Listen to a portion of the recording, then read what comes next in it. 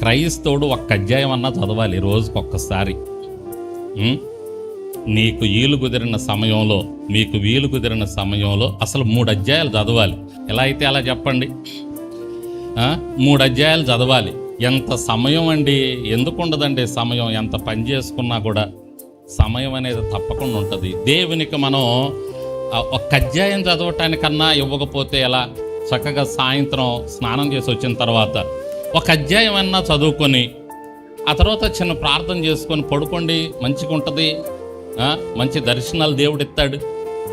పాములు, ఎలుకలు, కప్పలు కల్లోకి రాకుండా, బర్రెలు, గేదెలు, అడవి జంతువులు ఇవి వచ్చి మీద పడ్డట్టు ఇవన్నీ రాకుండా చక్కగా ఒక అధ్యాయం చదువుకొని ప్రార్థన చేసుకొని పడుకుంటే తప్పకుండా దేవుడు మంచి దర్శనాలు ఇస్తాడు.